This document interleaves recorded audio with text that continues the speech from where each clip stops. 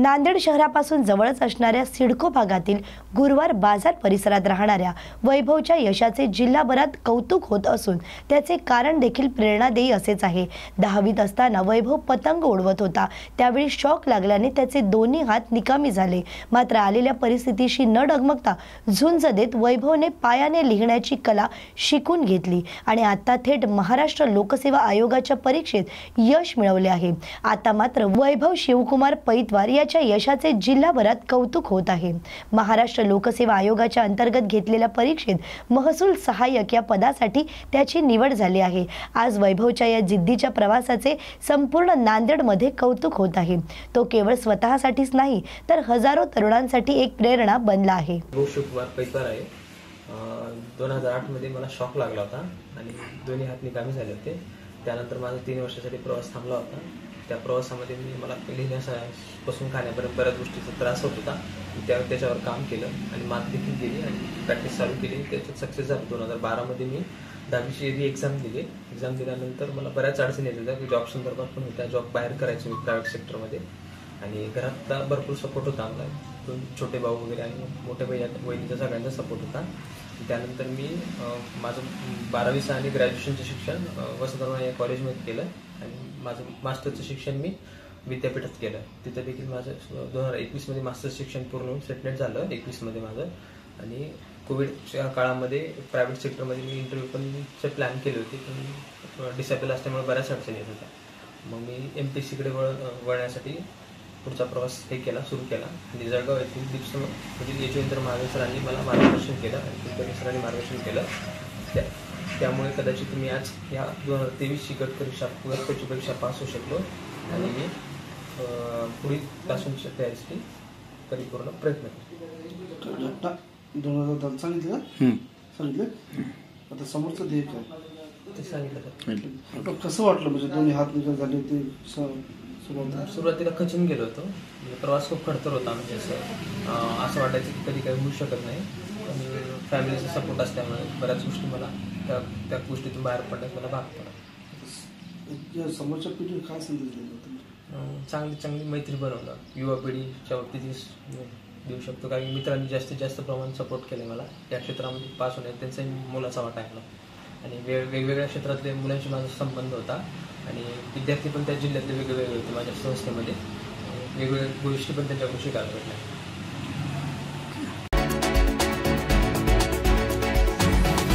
उद्धव ठाकरे संजय राऊतांच्या निवासस्थानी दाखल झाले।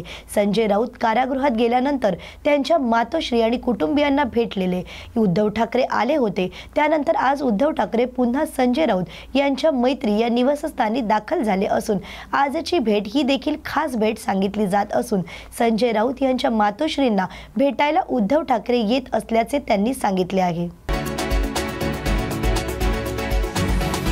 चांदवड ते मनमाड रोड लगत हप्त्याला भरत असलेल्या आठवडे बाजारातून दिनांक 14 जुलै रोजी संगीता भालचंद्र बिल्लाडे क्षत्रिय येथे राहणारी श्रीराम रोड चांदवड येथील ही महिला सायंकाळी आठवड्याचा बाजार करत जात असताना गर्दीचा फायदा घेऊन 2 अनोळखी महिलांनी 81,000 रुपये किमतीचे 15 ग्रॅम वजनाची पोत चोरी केली।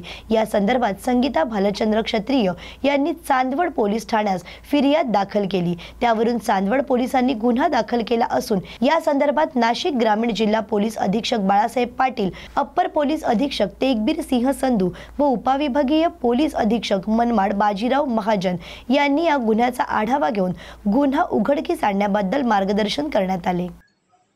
चांदवडचा जो आठवडी बाजार आहे सोमवारचा, या आठवडी बाजारामध्ये ज्या फिर्यादी महिला आहेत त्या आपला बाजार करण्यासाठी आलेल्या असताना साधारण संध्याकाळी 6 वाजेच्या दरम्यान गर्दीचा फायदा घेऊन 2 अज्ञात महिला आहेत, त्या मध्य प्रदेशच्या आहेत। त्यांनी त्या महिलेच्या गळ्यातील एक सोन्याची पोत, जिची किंमत जवळपास 81,000 रुपये आहे, ती पोत हिसकावून गर्दीचा फायदा घेऊन ते पळून गेले।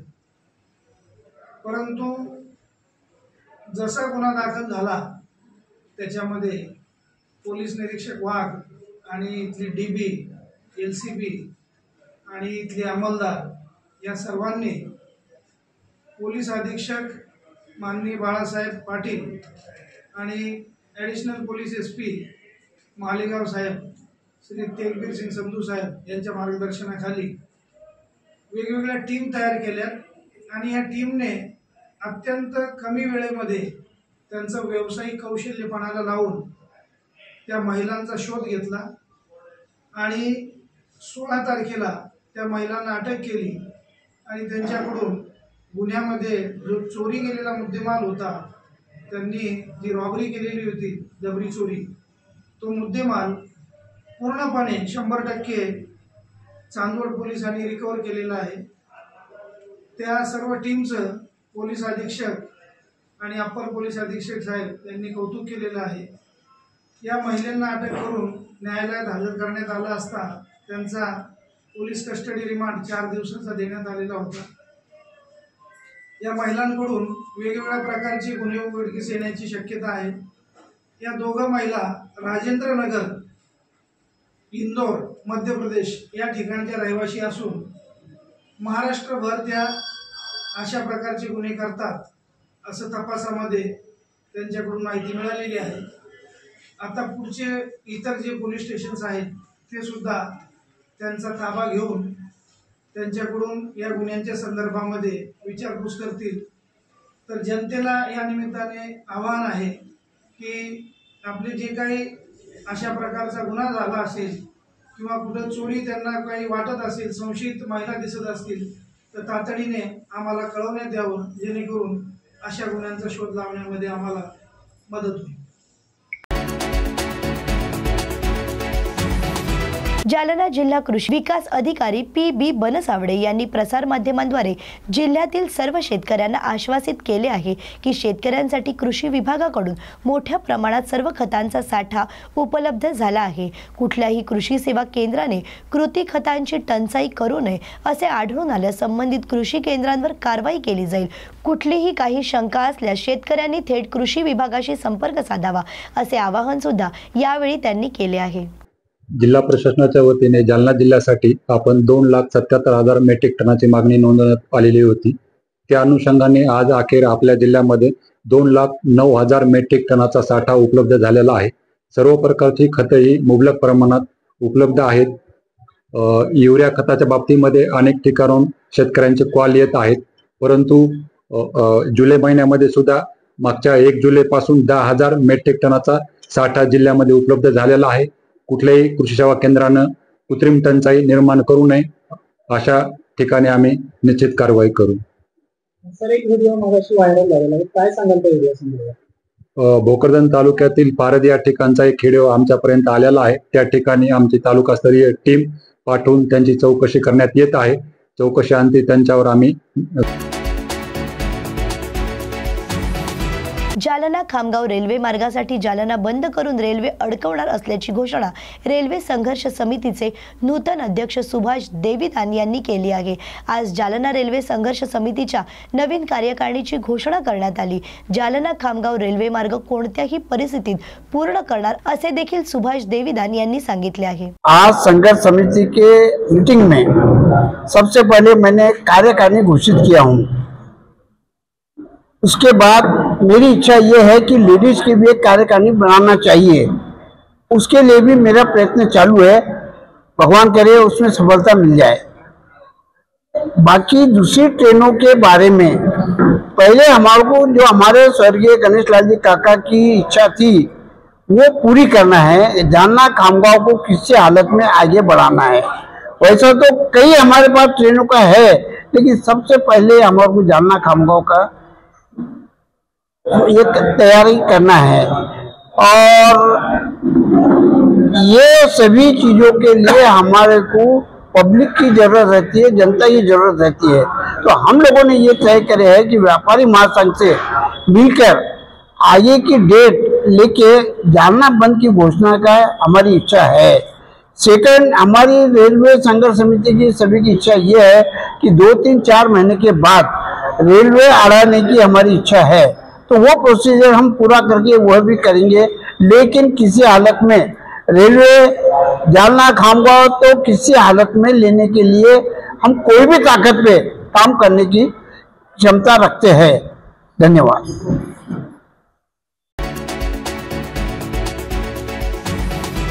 काँग्रेस नेते आणि विधानसभेतील विरोधी पक्षनेते विजय वडेट्टीवार यांनी आज एकनाथ शिंदे यांच्या नेतृत्वाखालील सरकारवर गंभीर आरोप करत महाराष्ट्राच्या राजकारणात खळबळ उडवून दिली आहे। त्यांनी दावा केला आहे की महाविकास आघाडी सरकार उलथून सत्तेत आलेले शिंदे सरकार एका नाशिकमधील सीडी प्रकरणामुळे आणि हनी ट्रॅपमुळे सत्तेत आले आहे। यापूर्वी काँग्रेस नेते नाना पटोले यांनी केलेल्या हनी ट्रॅपच्या आरोपांना मुख्यमंत्री देवेंद्र फडणवीस यांनी ना हनी आहे ना ट्रॅप, नाना पटोलेंचे बॉम्ब आमच्यापर्यंत पोहोचलेच नाहीत असे म्हणत खोडून काढले होते। वडेट्टीवार यांनी या पार्श्वभूमीवर स्फोटक दावा केला। ते म्हणाले, मुख्यमंत्री काल म्हणाले की ना हनी आहे ना ट्रॅप, पण सरकार आणि विरोधकांकडे या संदर्भात मोठी माहिती आहे। कुणाच्या वैयक्तिक आयुष्यात डोकावणे योग्य नाही म्हणून आम्ही शांत आहोत, पण शिंदे सरकार यापूर्वी नाशिकच्या एका प्रकरणामुळे सत्तेत आले असून सत्ता पालटाचे कारण एक सीडीच होतं। या प्रकरणात अनेक IAS, माजी अधिकारी आणि मोठी माणसे सामील आहेत असा खळबळजनक दावा वडेट्टीवार यांनी केला आहे। हनी ट्रॅपवरून हनी नाही ना ट्रॅपही नाही असं मुख्यमंत्री म्हणाले, पण त्या संदर्भात फार मोठा माहिती सरकारकडे आहे, विरोधी पक्षनेत्याकडे आहे। कोणाच्या पर्सनल आयुष्यात डोकावण्याचा कोणाला अधिकार नाही म्हणून आपण चूप आहोत। मागच्या वेळेस शिंदे सरकार जे आलं ते अशाच नाशिकच्यामुळे ते शिंदेंचं सरकार जे काही सत्ता पालट झाली ती सत्ता पालट ते सीडीमुळेच झाली। एवढा मोठा ते प्रकरण आहे। अनेक ऑफिसर, अनेक IAS असतील, अनेक माजी आजी जे काही आहेत त्याच्यात खूप मोठी माणसं आहेत, त्यावर काही अधिक बोलण्याची गरज नाही। ते ज्यावेळेस आम्ही दाखवू त्यावेळेस मग आम्हाला तिकीटच लावावी लागेल 10-20 हजार रुपयाची, आणि ते तिकीट लावूनच ते सगळे चित्र दाखवावं लागेल। आपल्या विविध मागण्यांसाठी शासकीय नर्सिंग कॉलेजच्या शिक्षकांनी गेल्या 2 दिवसांपासून काम बंद आंदोलन सुरू केले आहे। आज या कर्मचाऱ्यांनी आपल्या तोंडाला पांढरे रुमाल बांधून सरकारचे लक्ष वेधले आहे। नर्सिंगच्या विद्यार्थ्यांची बोर्डाची परीक्षा तोंडावर आली असता तर दुसरीकडे शिक्षकांच्या आंदोलनामुळे विद्यार्थ्यांचे शैक्षणिक नुकसान होण्याची शक्यता नाकारता येत नाही। परिचारिकांचं आंदोलन 3 दिवसापासून सुरू आहे। यामध्ये आमची महत्त्वाची मागणी बक्षीस समिती आणि खुल्लर समिती यांनी जे वेतन त्रुटी ठेवलेल्या आहेत, ह्या वेतन त्रुटी लवकरात लवकर दूर होऊन आमच्यावरचा अन्याय दूर व्हावा ही आमची महत्त्वाची मागणी आहे। आणि यासाठी आज आमचा आंदोलनाचा 3रा दिवस आम्ही शांततेच्या मार्गाने लढत आहोत। यासाठी आम्ही तोंडावर रुमाल बांधून आजचं आंदोलन आज आम्ही करत आहे। यानंतर हे आंदोलन तीव्र होण्याची होऊ शकते आणि यासाठी शासनाने आमचा अंत न पाहता लवकरात लवकर या आंदोलनाची दखल घ्यावी एवढी विनंती आहे। हिंजवडी माण मारुंजी भागातील वाहतूक कोंडी सोडवण्याच्या दृष्टीने PMRDA सह इतर शासकीय यंत्रणांच्या माध्यमातून संयुक्त मोहीम हाती घेण्यात आली आहे। माण गावातील गट क्रमांक 166 मधील ओढे नाल्यांभोवती असलेल्या 28 बांधकामांचे अतिक्रमण काढण्यात आले आहे। IT नगर म्हणून ओळखले जात असलेल्या पुण्यातील हिंजवडी सारख्या भागात अनेक समस्या निर्माण झाल्या होत्या। देशातील सर्वात मोठ्या IT पार्कपैकी असलेले एक हिंजवडीतील राजीव गांधी माहिती तंत्रज्ञान पार्क विविध समस्यांमुळे चर्चेत आले आहे। पायाभूत सुविधांची दुरवस्था, रस्त्यांची खराब अवस्था, वाहतूक कोंडी, अपुऱ्या सार्वजनिक वाहतूक सुविधा, पाणी व ड्रेनेज समस्यांमुळे या भागातील रहिवासी त्रस्त झाले आहेत। त्यात थोडा पाऊस झाल्यावर हा भाग वॉटर पार्कच होतो। त्यामुळे मागील आठवड्यात उपमुख्यमंत्री अजित पवार यांनी या भागास भेट दिली होती। त्यांनी त्या ठिकाणी असलेले अतिक्रमण, अनधिकृत बांधकामे यांच्यावर कारवाई करण्याचे देखील आदेश दिले होते। तसेच या बांधकामांना मंजुरी देणाऱ्या अधिकाऱ्यांची चौकशी करण्याचे आदेश देखील त्यांनी दिले होते। जालना जिल्ह्यातील भोकरदन तालुक्यातील केदारखेडा येथील व्यापाऱ्याने परिसरातील शेकडो शेतकऱ्यांच्या शेतातील मका, सोयाबीन, तूर, कापूस असा कोट्यवधी रुपयांचा माल खरेदी केला।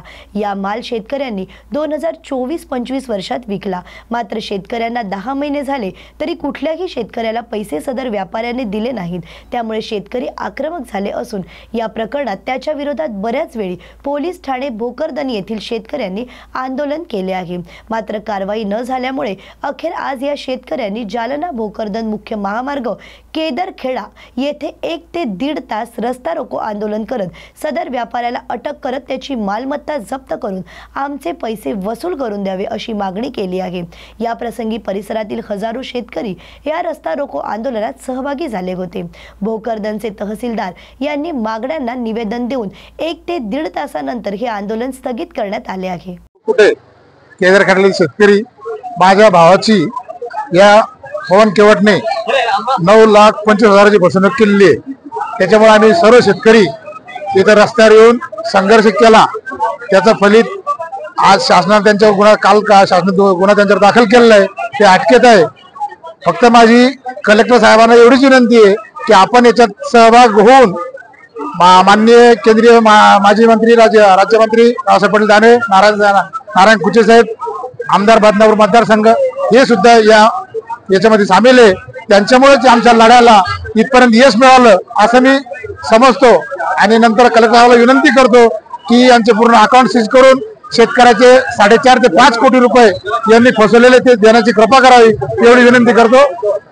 अशाच नवनवीन आणि ताज्या बातम्यांसाठी पाहत रहा न्यूज मराठी 24/7।